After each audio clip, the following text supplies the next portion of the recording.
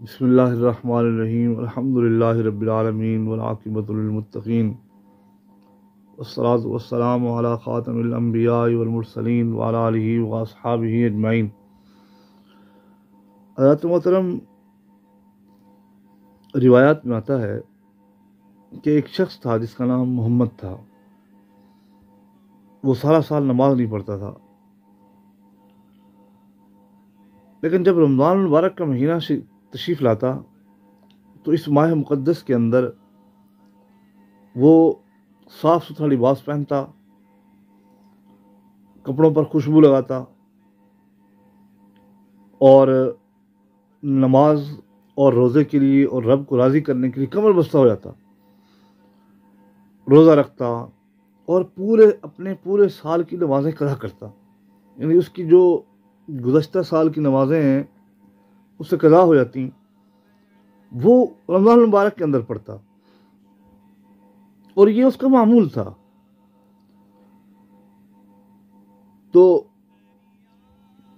لوگوں نے اس سے پوچھا، بھئی یہ کیا وجہ ہے کہ تو پورا سال نماز نہیں پڑھتا ہے، جب رمضان شریف کا مہینہ آتا ہے تو پھر تو جناب یہ کام کرتا ہے کہ اپنی پچھلی نمازیں بھی قضا کرتا ہے اور رمضان شریف کا احترام کرتا ہے اور خوب روزہ اور نماز قرآن پاک کی تلاوت کرتا ہے۔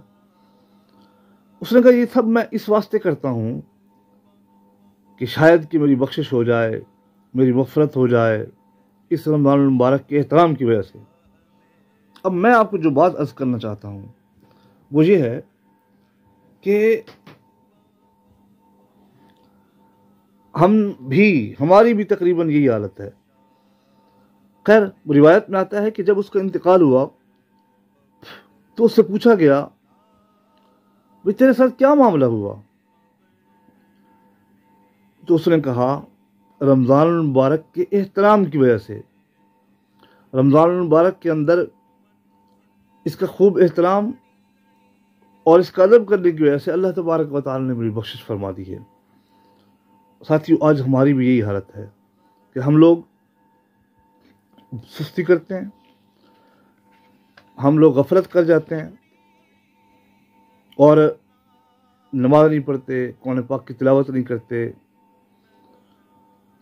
رمضان المبارک چونکہ بخشش کا مہینہ ہے، رحمتوں کا مہینہ ہے، جہنم سے آزادی کا مہینہ ہے، تو آئیے ہم بھی عبادت پر کمر بستہ ہو جائیں تاکہ اس کے صدقے اللہ تبارک و تعالی ہماری بخشش اور مغفرت فرما دے۔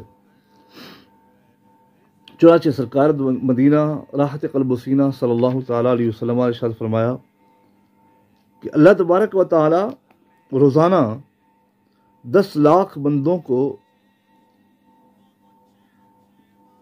بخش دیتا ہے۔ اللہ تبارک و تعالی رمضان المبارک کے اندر 10 لاکھ لوگوں کی بخشش اور مغفرت فرما دیتا ہے۔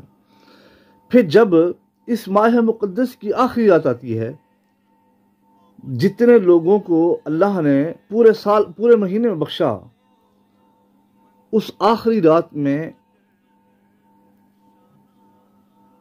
اتنے لوگوں کو بخش دیتا ہے۔ یعنی پورا مہینہ جتنے لوگوں کی بخشش ہوئی اس کے برابر اللہ تبارک و تعالی رمضان المبارک کی آخری رات میں اتنے لوگوں کو بخش دیتا ہے، ان کی مغفرت فرما دیتا ہے۔ تو آئیے ہم بھی اپنے رب کی رضا حاصل کرنے کے لیے، رب کی خوشنودی حاصل کرنے کے لیے، اپنے رب کو راضی کرنے کے لیے اور اپنی بخشش کروانے کے لیے اس ماہ مقدس کے اندر خوب عبادت اور ریاضت کا اہتمام فرمائیں۔ ہو سکتا ہے کہ ہم بھی ان لاکھوں لوگوں کے اندر شامل ہوں کہ جن کی اللہ تبارک و تعالی بخشش اور مغفرت فرما دیتا ہے۔ سرکار دو عالم اسی طرح حضرت سیدنا عبداللہ بن عباس رضی اللہ تعالیٰ عنہ کی روایت ہے کہ آپ فرماتے ہیں، حضور صلی اللہ علیہ وسلم نے ارشاد فرمایا کہ اللہ تبارک و تعالی ماہ مقدس یعنی رمضان المبارک کے اندر افطار کے وقت روزانہ 10 لاکھ لوگوں کی بخشش اور مغفرت فرما دیتا ہے، اور ایسے لوگوں کی بخشش فرماتا ہے جن پر جہنم واجب ہو چکی ہوتی ہے۔ شب جمعہ اور روز جمعہ یعنی جمعرات کی رات اور جمعے کا دن آتا ہے تو غروب آفتاب تک یعنی سورج ڈھلنے تک 10 लाख लोग गुनहगारों की बख्शिश और मग़फ़िरत फरमा देता है कि जिन पर जहन्नम वाजिब हो चुकी होती है, जो अजाब के मुस्तहिक ठहराए जा चुके होते हैं। क्या पता हमारे अमलों की वजह से अल्लाह ताला ने हमारे हक़ में भी जहन्नम को वाजिब कर दिया हो। हमें चाहिए कि अपने रब की रज़ा हासिल करने के लिए, हम अपनी बख्शिश करवाने के लिए इस माह मुक़द्दस के अंदर इबादत के लिए कमर बस्ता हो जाएं। और सिर्फ इबादत के लिए कमर बस्ता ना हो, अगर देखा जाए ना, नज़र गायब से देखा जाए, गौर से देखा जाए, तो उलमा फरमाते हैं नमाज, रोज़ा, हज और ज़कात। हज से मुराद इज्तिमा, बड़ा इज्तिमा। तो उलमा फरमाते हैं इस माह मुक़द्दस की बरकतें और इसकी इनायतें, इसकी मेहरबानियों का अंदाज़ा इस बात से लगाइए कि इस माह मुक़द्दस के अंदर हमें ये चारों चीज़ों का हसीन इम्तिजाज देखने को मिलता है। कि आप देखें, लोग नमाज के अंदर भी ज़्यादा आ जाते हैं, आम तौर पर लोग नमाज में कम होते हैं, नमाज कम पढ़ते हैं, लेकिन जब ये महीना आता है जोक तर जोक लोग नमाज की तरफ आते हैं। इसी तरह वो रोज़े की तरफ दिलचस्पी लेते हैं। इसी तरह अपने दस्तरखान में कुशादगी करते हैं। खाने पीने में आप देखें, आम रूटीन के अंदर जब हम घर के अंदर खाना वगैरह पकाते हैं तो हम एक दो चीज़ें रखते हैं खाने में अपने दस्तरखान के सामने। लेकिन जब रमज़ान मुबारक का महीना आता है, अल्लाह तबारक व तआला ऐसी बरकत अता फरमाता है कि हमारे दस्तरखान पर एक नहीं, दो नहीं, तीन, चार किस्म की खाने पड़े होते हैं। उसकी वजह क्या है? आइए इस नीयत से कि इसकी हमें मज़ीद बरकतें मिल जाएं, इसकी हमें मज़ीद अल्लाह तबारक व तआला की रहमतें और उसकी बरकतों का हम पर नुज़ूल हो। आइए हम रिवायत सुनते हैं। चुनाचे हज़रत सैयदना उमर फारूक रज़ियल्लाहु तआला अन्हु फरमाया करते कि इस महीने में खूब खर्च किया करो, यानी माह रमज़ान मुबारक के अंदर तुम खूब खर्च किया करो कि इसके दिन और रात में भलाई ही भलाई है, खैर ही खैर है। और आप फरमाते इस महीने में खर्च करना अल्लाह की राह में खर्च करने के बराबर है। इसी तरह हज़रत सैयदना समूरा बिन जुंदुब समूरा रज़ियल्लाहु तआला अन्हु से मरवी है कि सरकार दो आलम सल्लल्लाहु अलैहि वसल्लम ने इरशाद फरमाया, रमज़ान मुबारक में घर वालों के खर्च में कुशादगी करो, क्योंकि माह रमज़ान में खर्च करना अल्लाह की राह में खर्च करने की तरह है। तो हमें चाहिए कि हम अपने दस्तरखान के अंदर भी कुशादगी करें, अपने दस्तरखान में चीज़ों में इजाफ़ा करें, इफ्तार में, सहरी में। तो इंशाअल्लाह इसकी बरकतों के सदक़े अल्लाह तबारक व तआला हमें जो है वो सारा साल बरकतें अता फरमाएगा, रिज़्क़ के अंदर इंशाअल्लाह लज़ीज़ इजाफ़ा होगा। कुरान पाक की तिलावत को अपना मामूल बनाना चाहिए। है कि अल्लाह तबारक व तआला ने मूसा कलीमुल्लाह अला नबीना व अलैहिस्सलातु वस्सलाम से फरमाया कि ए मूसा, मैंने अपने महबूब जनाब मोहम्मद मुस्तफ़ा अहमद मुज्तबा सल्लल्लाहु ताला अलैहि वसल्लम की उम्मत को 2 नूर अता किए हैं ताकि वो 2 अंधेरों के नुकसान से महफूज हो जाएं। हज़रत सैयदना मूसा कलीमुल्लाह अला नबीना व अलैहिस्सलातु वस्सलाम ने अल्लाह की बारगाह में अर्ज़ की कि या अल्लाह, वो कौन से 2 नूर हैं? तो मेरे सोने रब ने फरमाया कि ए मूसा, वो रमज़ान का नूर और कुरान पाक का नूर है। हज़रत मूसा कलीमुल्लाह अला नबीना व अलैहिस्सलाम ने अल्लाह की बारगाह में फैज़ किया, या अल्लाह अज़्ज़ा वजल, तो वो अंधेरे कौन से हैं कि जो अंधेरे इन 2 नूरों की वजह से ख़त्म हो जाएंगे? तो अल्लाह ने फरमाया, एक कब्र का अंधेरा है और दूसरा मैदान महशर यानी क़यामत के रोज़ का अंधेरा है। तो हमें चाहिए इस माह मुक़द्दस के अंदर जहाँ हम दीगर इबादत करते हैं वहाँ हम कुरान पाक की तिलावत को भी अपना मामूल बनाएं। हदीस पाक का मफ़हूम है, मुस्नद इमाम अहमद के अंदर ये हदीस पाक मरवी है। हुज़ूर सल्लल्लाहु अलैहि वसल्लम ने फरमाया, क़यामत के दिन रोज़ा और कुरान अल्लाह की बारगाह में शफ़ाअत करेंगे।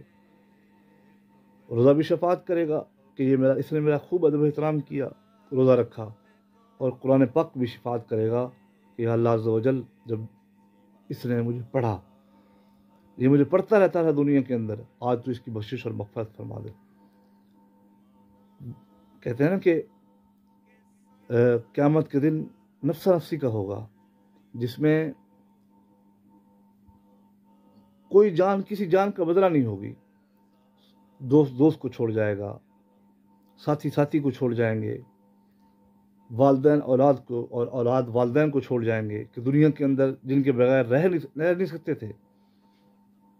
ہر بندے کو اپنی پڑی ہوگی۔ اس دن بھی محبوب کریم صلی اللہ علیہ وسلم نے فرمایا کہ اگر بندے نے دنیا کے اندر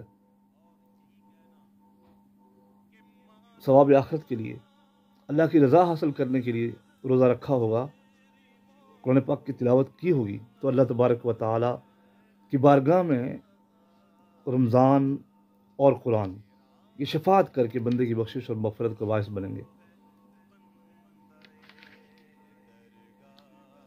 اسی طرح اما عائشہ صدیقہ وفیفہ رضی اللہ تعالیٰ عنہ فرماتی ہیں کہ سرکار دو عالم صلی اللہ علیہ وسلم اس ماہ مقدس کے اندر عبادت پر کمر بستہ ہو جاتے تھے،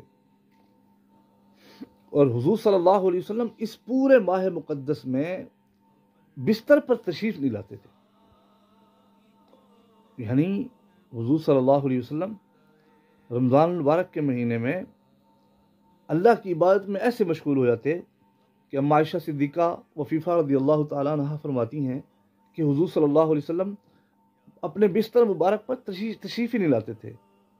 تو آج سارا سال میں ہم سے جو کوتاہیاں ہوئیں، ہم سے جو غلطیاں ہوئیں، ہم سے جو رب کو راضی کرنے میں ہم نے جو غفلت اختیار کی اور غفلت کی نیند سوئے رہے، اب موقع ہے کہ ہم اپنے رب کو خوب راضی کر لیں اور اس غفلت کا پردہ اپنے اوپر سے اٹھا لیں اور ہٹا کر اپنے آپ کو رب کی بارگاہ میں پیش کر دیں۔ ہو سکتا ہے میرا سونا رب اپنی بخشش کے دروازے اس نے کھولے ہوئے ہیں اور ہمیں بھی اپنی بخشش کے دروازے میں داخل فرما کے جہنم سے ہمیں آزاد فرما دے۔ لیکن اگر ہم یوں ہی ہاتھ پہ ہاتھ دھرے منتظر فردا ہو، وہ تھے آبا تمہارے تم کیا ہو، ہاتھ پہ ہاتھ دھرے منتظر فردا ہو، کہ بھئی دیکھیں یہ دنیا کا اصول ہے کہ وہ کہتے ہیں کچھ پانے کے لیے کچھ کھونا پڑتا ہے۔ اگر ہم چاہتے ہیں کہ ہمارا کھویا ہوا ایمان، جو ایمان آج شیطان کی دلدل میں کھو چکا ہے، شیطانیت نے اپنے چاروں طرف سے گھیر کر ہمارے ایمان کو ختم کر دیا، ہم سے ہمارا وہ ایمان ہمیں واپس مل جائے، ہمیں وہ چاشنی ایمان، ہمیں وہ حلاوت ایمان، ہمیں وہ ایمان کی مٹھاس مل جائے دوبارہ، ہمیں رب کی رضا نصیب ہو جائے، ہماری روح طاقتور ہو جائے اور ہم روحانی طور پر سکون پائیں، تو اس ماہ مقدس کا خوب احترام کر کے، احترام کا ساتھی مقصد یہ نہیں ہے کہ آپ خود روزہ نہ رکھیں، آپ نماز نہ پڑھیں، آپ قرآن پاک کی تلاوت نہ کریں، آپ توبہ و استغفار نہ کریں اور کہیں یار وہ بندہ روزے دار بیٹھا ہوا ہے لہذا میں اس کے سامنے یہ نہیں کروں گا۔ اس کا مقصد یہ نہیں ہے، مقصد یہ ہے، احترام کا مقصد یہ ہے کہ آپ اس کے لوازمات کو پورا کریں۔ جو کچھ میرے سونے رب نے فرمایا آپ وہ کام کریں، یہ ہے اس کا مقصد۔ آپ روزہ رکھیں، ساری افطاری کا اہتمام فرمائیں، 5 ٹائم کی نماز پڑھیں، ہو سکے تو ہر 5 وقت کی نماز کے ساتھ ساتھ اپنی 5 نمازیں قضا فرمائیں۔ ذہن نصیب کہ ہماری جتنی بھی نمازیں قضا ہوئیں اس ماہ مقدس کے اندر ہم وہ پڑھیں۔ اور قرآن پاک تو سنت رسول ہے نا، کہ حضرت سیدنا جبریل امین علیہ التحیۃ والتسلیم سرکار مدینہ راحت قلب و سینہ صلی اللہ تعالیٰ علیہ وسلم کے ساتھ آ کر رمضان المبارک کے اندر دوڑ فرمایا کرتے تھے۔ یعنی حضرت جبریل امین سرکار دو عالم صلی اللہ علیہ وسلم کو سناتے قرآن پاک، اور پیارے آقا صلی اللہ علیہ وسلم حضرت سیدنا جبریل امین کو سناتے قرآن پاک۔ تو ہمیں چاہیے کہ کم از کم ایک مرتبہ تو ہم قرآن پاک پڑھ لینا، ایک مرتبہ پورا قرآن پاک پڑھیں، اور ساتھ ساتھ یہ بھی دعا مانگیں، چونکہ افطار اور سحری کے وقت دعائیں قبول ہوتی ہیں، تو ہم یہ دعا مانگیں کہ یا اللہ یہ جو سونا بادشاہ قرآن پاک ہے، سارا سال اس کے پڑھنے کی ہمیں توفیق عطا فرما۔ سارا سال جس طرح تو نے ہمیں یا اللہ اس ماہ مقدس میں قرآن پاک پڑھنے کی توفیق دی ہے، ہمیں سارا سال اس کے پڑھنے کی توفیق عطا فرما۔ اور خوب دعائیں مانگنی چاہیے، اپنے رب سے مانگنا چاہیے، کیونکہ ہم نے سنا علماء کرام سے کہ یہ وہ مہینہ ہے کہ جس مہینے میں سب سے زیادہ دعا قبول ہوتی ہے، تو لمحہ لمحہ دعا کیا کریں، اپنے سونے رب سے مانگا کریں، کھل کھلا کے مانگا کریں۔ واہ کیا جود و کرم ہے شہ بتہا تیرا، نہیں سنتا ہی نہیں مانگنے والا تیرا، تیرے ٹکڑوں پہ پلے غیر کی ٹھوکر پہ نہ ڈال، جھڑکیاں کھائیں کہاں سے چھوڑ کے صدقہ تیرا۔ ہمیں حقیقت بات ہے اپنے رب سے مانگنے کا طریقہ نہیں آیا۔ جب ہمیں اپنے رب سے مانگنے کا طریقہ آ گیا تو دنیا کے لوگوں کے سامنے ہم مانگنا ختم کر دیں گے۔ آج ہمیں کوئی ضرورت ہو تو دنیا داروں کے سامنے ہم جا کر ترلے کرتے ہیں، ان کی منتیں کرتے ہیں، ان کی سماجتیں کرتے ہیں۔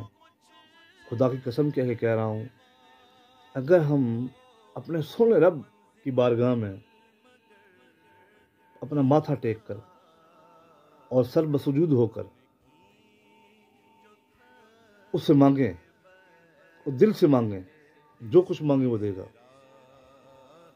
وہ جو کچھ مانگے وہ دے گا۔ جسے قدسی کا مفہوم ہے مسلم شریف کے جسے پاک حضور صلی اللہ علیہ وسلم نے فرمایا، اللہ فرماتا ہے کہ میں ساری دنیا کے لوگوں کو اتنا دوں جتنا وہ مانگیں، جتنا کچھ وہ مانگیں، پورے پہاڑ جتنا ہر بندہ سونا مانگے، مثال کے طور پر عرض کر رہا ہوں، تو اللہ فرماتا ہے میں ہر بندے کو حضرت آدم سے لے کر آخری دنیا کے اندر آنے والے شخص کو، ہر بندے کو سونے کا پہاڑ دے دوں۔ کوئی 100 پہاڑ سونے کے مانگے میں اس کو 100 پہاڑ دوں، تو پھر بھی میری خزانہ رحمت سے اتنی بھی کمی نہیں ہوتی جتنی ایک سوئی کو سمندر کے اندر ڈالا جائے اور اس سوئی کے ساتھ پانی لگے۔ ساتھیو کتنا پانی لگتا ہے سوئی کے ساتھ، ایک قطرے کا میرا خیال ہے 100واں حصہ بھی اس سوئی کے ساتھ پانی کا نہیں لگتا ہے۔ تو میرے اللہ نے کیا فرمایا، میرے خزانہ رحمت سے اتنی بھی کمی نہیں ہوتی ہے۔ تو سبحان اللہ یار، دنیا دار کے سامنے ہم جا کر ترلے کرتے ہیں، ان کی منتیں کرتے ہیں، ان کی سماجتیں کرتے ہیں اور سفارشیں ڈلواتے ہیں، اور وہ ہمیں نہیں دیتے ہیں کہ یار میرے پاس تو 50 لاکھ ہے، تو میں اس کو اگر 1 لاکھ دے دوں گا تو میرا تو بقایا 1 لاکھ کم ہو جائے گا۔ لیکن میرا رب فرماتا ہے میرے خزانہ رحمت میں کمی نہیں آتی ہے، آؤ مانگو، تم مجھ سے مانگو میں تمہیں دوں گا۔